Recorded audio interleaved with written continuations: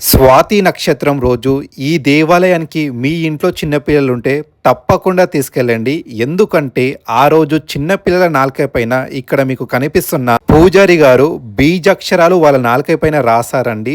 ఒక్కసారి బీజాక్షరాలు గనక వాళ్ళ నోటి పైన రాశారనుకోని నాలుక పైన సరస్వతి కటాక్షం పొంగి పొర్లాడుతుంది. వాళ్ళకి జ్ఞానం, తెలివి, సంస్కారం, లక్ష్మి కటాక్షం అన్ని వస్తాయండి. ఈ దేవాలయం పేరు వచ్చేసి ఉగ్ర నరసింహస్వామి వారి దేవాలయం అండి. ప్రతి శనివారం ఎక్కడ లేనంత విశేషమైన అభిషేకం చేస్తారు. మరియు ప్రతి నెల వచ్చే స్వాతి నక్షత్రం రోజున స్వామివారికి ఉగ్ర నరసింహస్వామి వారికి నరసింహ సుదర్శన హోమం చేస్తారు. మన జీవిత కాలంలో ఒక్కసారైనా సుదర్శన హోమం చూడాలండి. చూసే మన జన్మ ధన్యమవుతుంది.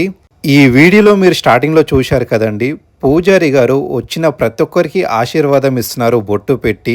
ఆ బొట్టు పెట్టి ఆశీర్వాదం ఇవ్వడం వల్ల మనలో ఏ చెడు ఉన్నా సరే, దుమ్ము, ధూళి, భూత, పిశాక్ష అంటారు కదా, అలాంటివి ఏ ఉన్నా వెళ్ళిపోతాయండి. వచ్చిన ప్రతి ఒక్కరికి పూజారి గారు ఆశీర్వాదం ఇచ్చి ప్రసాదం ఇచ్చి రూపాయి తీసుకోకుండా పంపిస్తారండి. ఎంత గొప్ప దయగలిగిన గుణమై ఉండాలో మీరే ఆలోచించండి. ఈ దేవాలయం విశిష్ట ప్రత్యేకత ఏంటి అంటే చిన్న రూమ్ లో మాత్రం ఉంటుందండి. కొన్ని వేల మంది భక్తులైతే ప్రతి శనివారం ఈ ఆలయానికి విచ్చేస్తారు.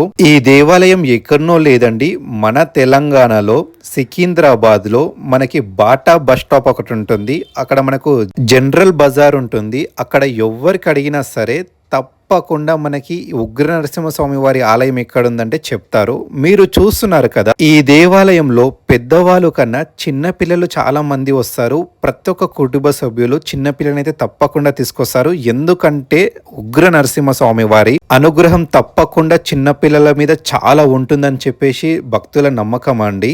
ఈ దేవాలయం గురించి మీకు మరో విశేషమైన విషయం చెప్పాలి. ఈ దేవాలయం చాలా చిన్న రూమ్ లో ఉన్నా సరే మీరు నలుమూలల ఎటు చూసిన స్వామివారి అవతారాలు, స్వామివారి ఫోటోలు, స్వామివారి విగ్రహాలు, దాదాపు 200 సంవత్సరాల పైగా చరిత్ర ఉంది. ఫుల్ వీడియో మన యూట్యూబ్ ఛానల్లో ఉంది. తప్పకుండా చూడండి. మీరు మాత్రం ఛానల్ సబ్స్క్రైబ్ చేసుకోండి మరిన్ని వీడియోస్ కోసం.